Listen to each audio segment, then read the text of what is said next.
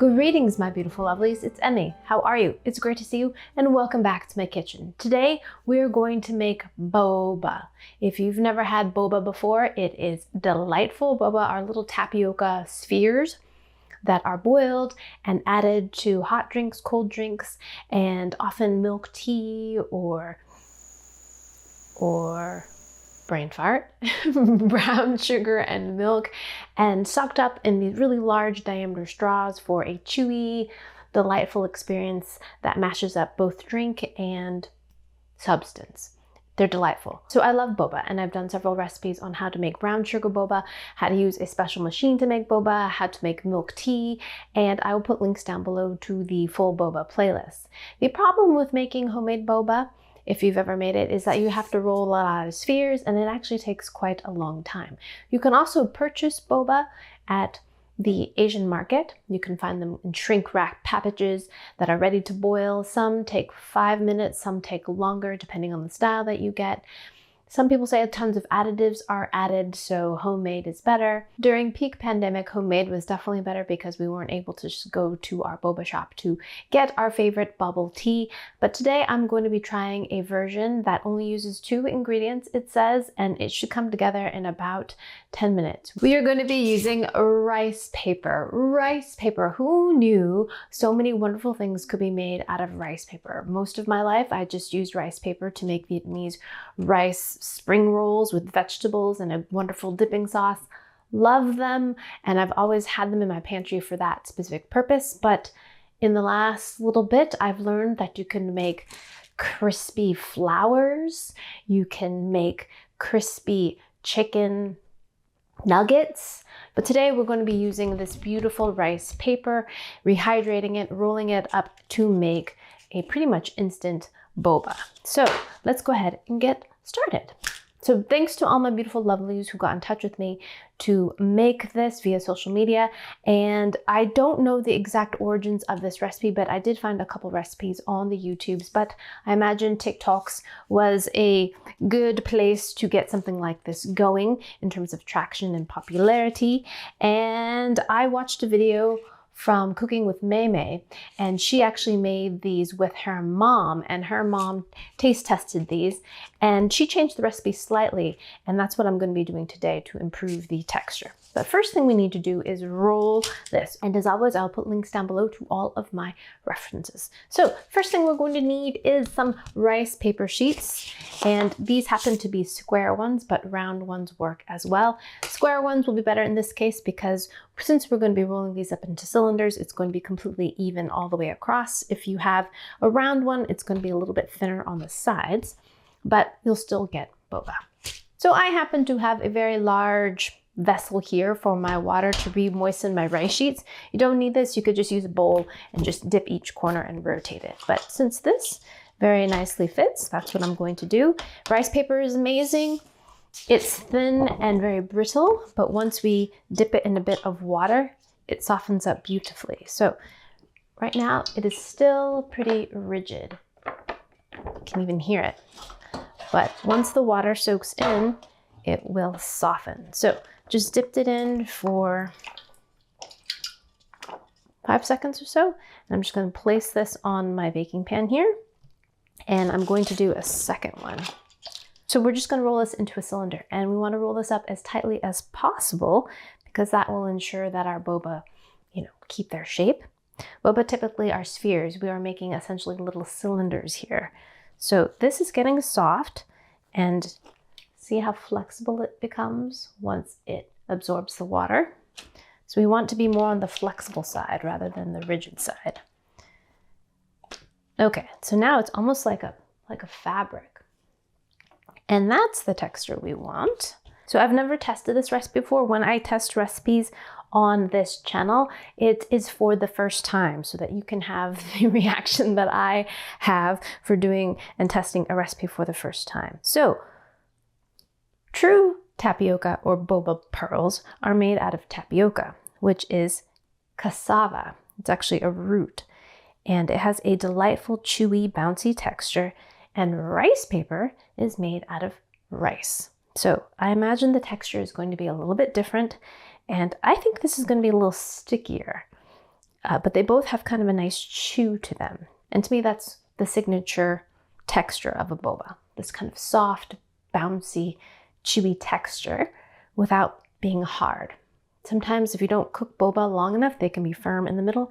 That is not what we're looking for.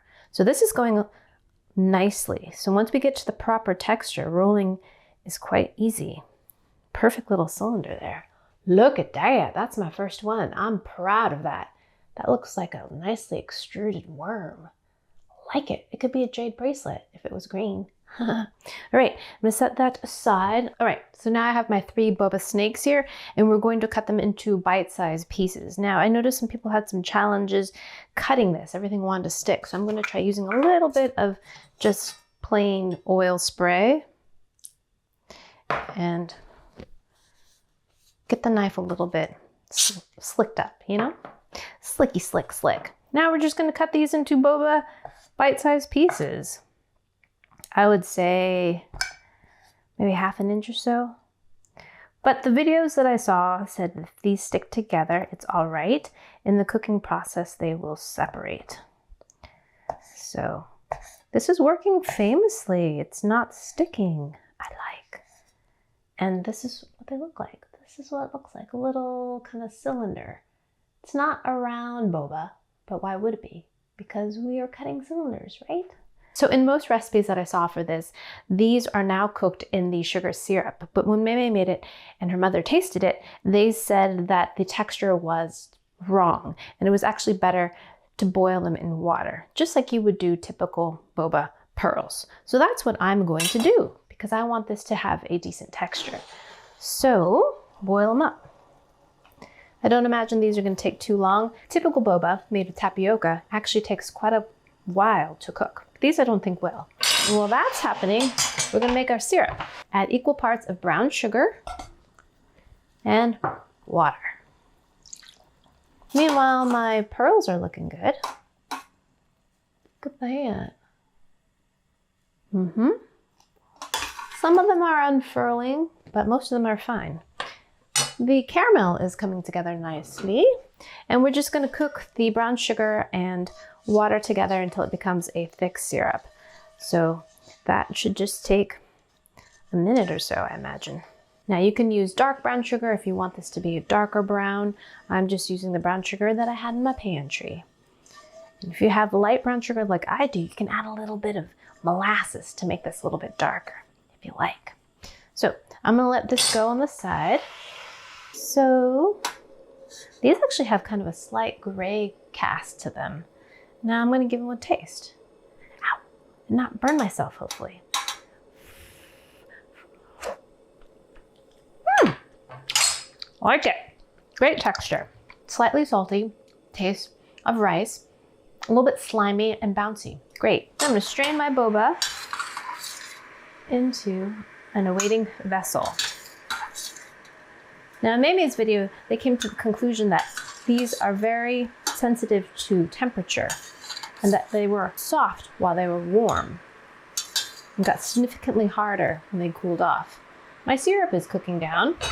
That's nice. So we're gonna cook this for about 2 minutes until it's nice and thick. So we are back and the syrup has cooked down, and the addition of that ½ teaspoon of molasses gave this a really lovely ambery color. Isn't that beautiful? So now I'm going to return the heat back on, get this bubbling a little bit more, and we want this to be really thick so that it really coats the glass, because when we add it to the glass it'll make those really great stripes. I think they're called tiger stripes. So this is cooked for about 3 minutes or so, and now I'm going to add our boba that we made earlier. Beautiful. Okay, in there you go. Wow, that's quite the sound.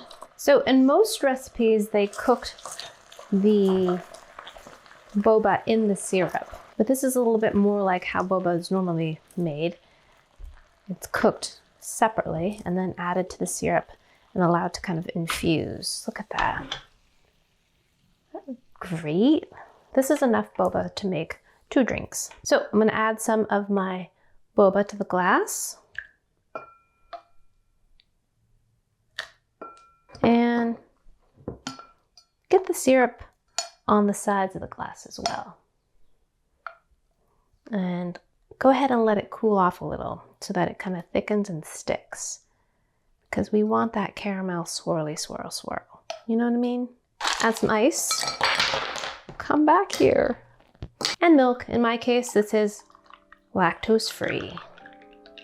Oh, that's gonna be good.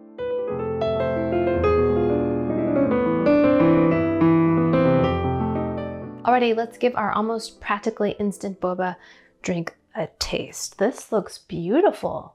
I like the stripy things that happened here.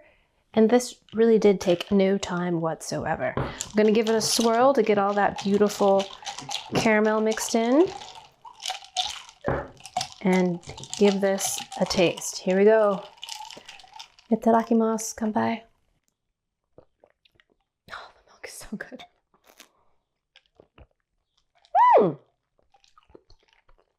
The boba actually fit through the straw.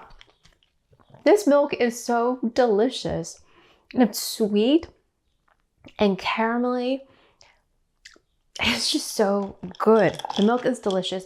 The boba are actually quite pleasant if you can get them through the straw. And the boba are surprisingly good as well. A pretty good analogy to boba. The shape isn't quite right. They're more like cylinders, so in your mouth it's not quite that round spherical shape. But the chew is there for me. Cooking it this way by boiling it first, then putting it in the syrup ensures that it's fully cooked.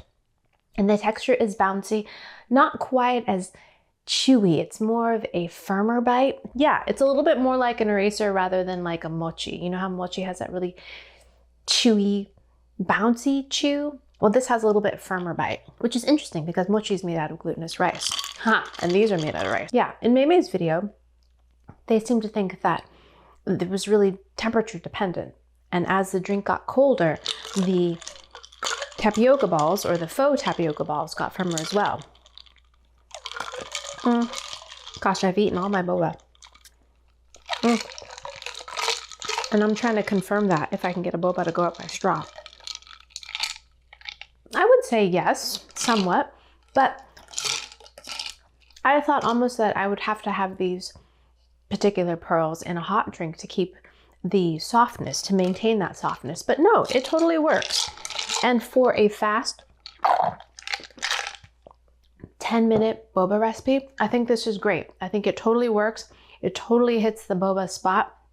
And if you've got rice paper in your pantry, like I always seem to do, I never seem to use all of it up, and you're craving something sweet, you can make yourself a boba drink in 10 minutes. It's a great way to use up the rice paper, and it's delicious. And what else is there to say? I mean, it's true. Now I'm eating the boba that's sitting on the ice. It definitely has more of a rubbier texture rather than just a springy kind of soft bounce. It's a firmer, rubbier, stiffer bite, but still pleasant. Alrighty, my lovelies, there you have it. That's how you can make homemade boba with 2 ingredients, 3 if you're counting milk. Of course, you can make it with plant-based milk. Use whatever milk suits your diet. Absolutely scrum-diddly-umptious. And I think a very good analogous little dupe there, especially using ingredients that you might have left over from another recipe. I mean, can't beat that.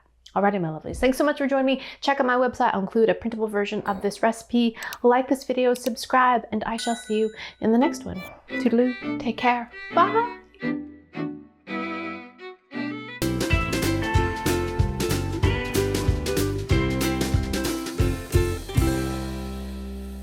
I think it's time for lunch. Okay, bye.